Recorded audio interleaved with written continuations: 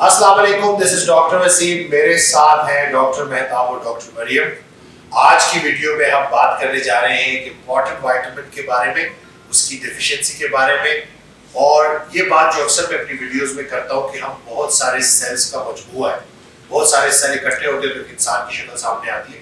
तो इन सेल्स को वो सारे विटामिन चाहिए हैं नॉर्मल काम करने। तो अगर विटामिन की कमी होगी और जब तक वो कभी पूरी नहीं होगी तब तक सेल प्रॉपर काम नहीं कर सकेगा। तो आज हम बात करने जा रहे हैं विटामिन B12 के बारे में। ये बहुत जरूरी विटामिन है और आज हम डॉक्टर मरियम से स्टार्ट लेंगे। डॉक्टर ये बताएं कि विटामिन B12 क्या है? बेसिकली विटामिन B12 एक वाटर सॉल्युबल विटामिन है जो कि रेडिली अब्जॉर्ब हो जाता है हमारे टिश्यूज़ में।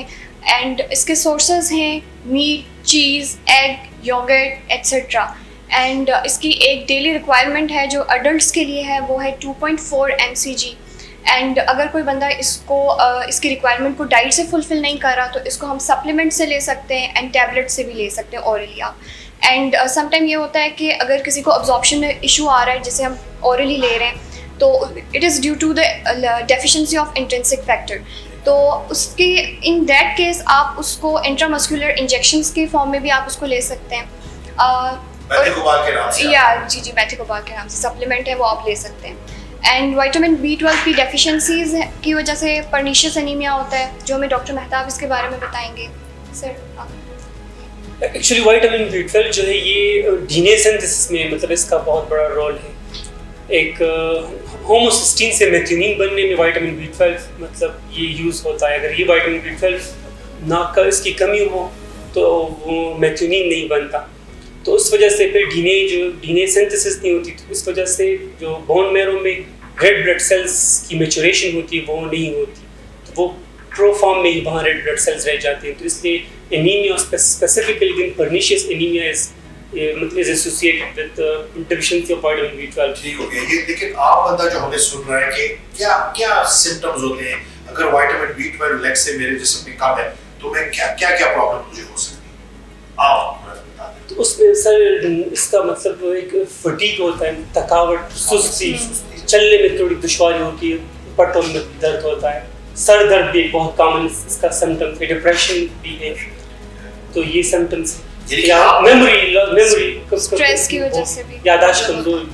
ठीक है, तो ये कि स्ट्रेस को कोप नहीं कर पा रहा होगा बंदा, हेडेक होगा, जिस्म में थकावट होगी, पट्टों में दर्द होगा, इसी तरह से डिप्रेशन।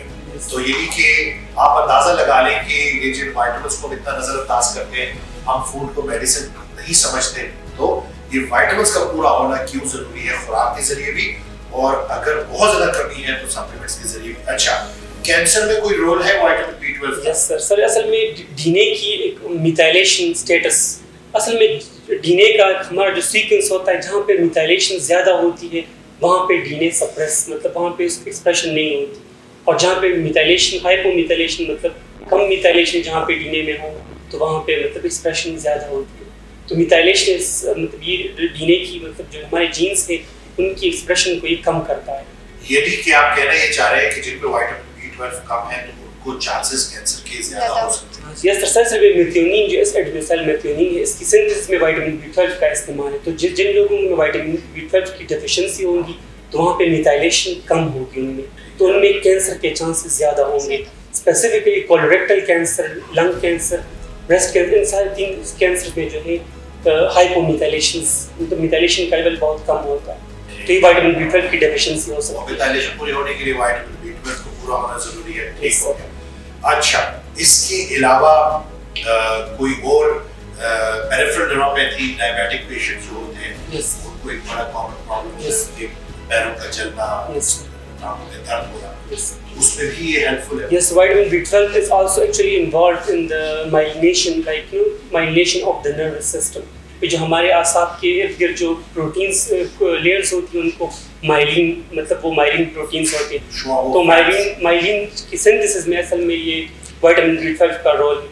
यानी कि जितनी अच्छी इंसुलेशन होगी उतनी अच्छे तरीके से नर्व्स जो है वो यस सर जाएगी जिसमें। सर मैं एक पॉइंट ऐड करूँगी कि विटामिन B12 प्रेग्नेंट फीमेल्स के लिए भी बहुत इंपॉर्टेंट है, क्योंकि अगर उनकी रिक्वायरमेंट फुलफिल नहीं होगी तो जो बेबीज़ न्यू बॉर्न्स होंगे उनमें बर्थ डिफेक्ट्स आते हैं। बहुत ठीक सारे है, इश्यूज होते हैं। ठीक है। और इसके अलावा जरा एक दफा फिर आप बता दें सुनने वालों को कि फूड सोर्सेज क्या क्या होने चाहिए। फूड सोर्सेज ये इसके मीट है, cheese, yoghurt, milk, low fat milk लेना है आपने, इस तरह से आपने एग्स लेने एक्सेट्रा, इस तरह से आप डाइट से इसको ठीक है। और अगर इंट्रिंसिक फैक्टर का मसला है तो बेहतर है कि आप इंट्रामस्कुलर इंजेक्शंस ले लें आप। ठीक हो गया।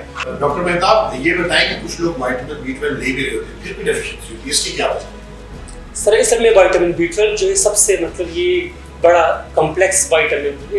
इसका साइज भी काफ़ी बड़ा है, इसका स्ट्रक्चर भी काफ़ी कॉम्प्लेक्स है इसका। तो इसकी मतलब फिर मतलब एब्जॉर्प्शन और फिर इसकी ट्रांसपोर्ट, इसमें बहुत सारे मतलब स्टेप्स हैं।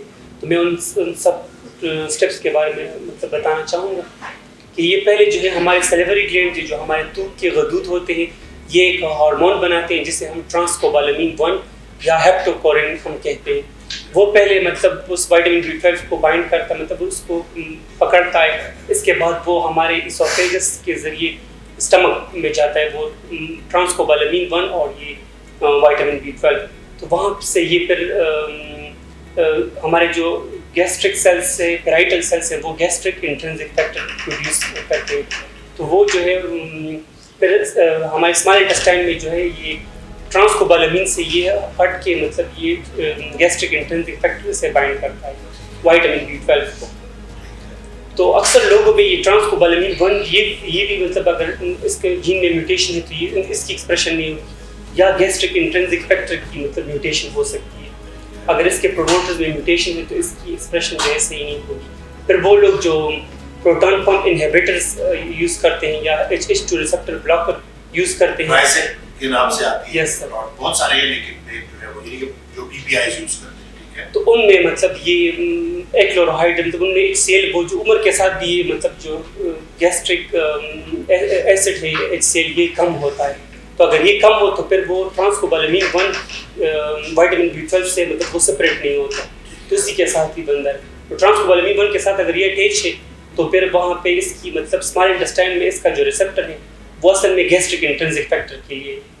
अगर गैस्ट्रिक इंट्रिंसिक फैक्टर के साथ ये अटैच है तो फिर इसका वो जो तो वो रिसेप्टर जो है वो भी फिर कुछ लोगों में उसकी रिसेप्टर की एक्सप्रेशन भी बहुत कम होती है।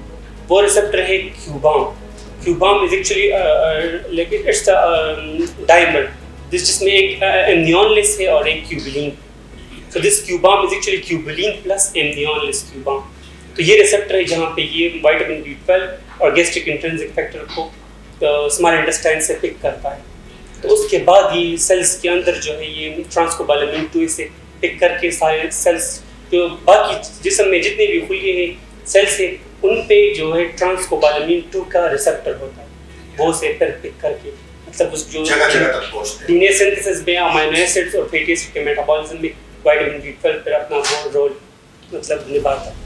ये देख रहे हैं कि अल्लाह ताला ने कितना ये जो शाकार बनाया इंसान को, तो कितने तरीके से ये जो जिन्होंने बोला कि कितना कॉम्प्लेक्स है ये B12 और कितने प्रोसेसेस आगे रिक्वायर्ड होते हैं। तो जैसे कि आपने वैसे भी बोला कि अगर ओरल सप्लीमेंट्स काम नहीं कर रहे तो आप इंट्रामस्कुलर या IV भी मेथोकोबाल या विटामिन B12 लगा सकते हैं। तो आप ये देख रहे हैं कि एक विटामिन B12 कितने सारे फंक्शंस परफॉर्म कर रहा है, कितना जरूरी है। मकसद वीडियो बनाने का आपको एजुकेट करना है। आप अपनी राय से हमें आगाह कीजिएगा, कमेंट सेक्शन में बताइएगा कि कोई वीडियो जिसके ऊपर कोई टॉपिक ऐसा जिसके ऊपर आप हमसे वीडियो करवाना चाहते हैं तो हम बनाएंगे। आपके कमेंट्स, पॉजिटिव कमेंट्स हमारा हौसला जो है वो इसी तरह से बुलंद रखेंगे और इंशाल्लाह हम इसी तरह से कंसिस्टेंटली वीडियोस बनाते रहेंगे। एंड पे हम एक स्लोगन भी ऐड करेंगे, let the food be your medicine. Let the food be your medicine. असली इलाज बिल-ग़िज़ाई है।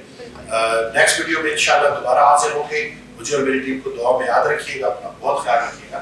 अल्लाह हाफ़िज़।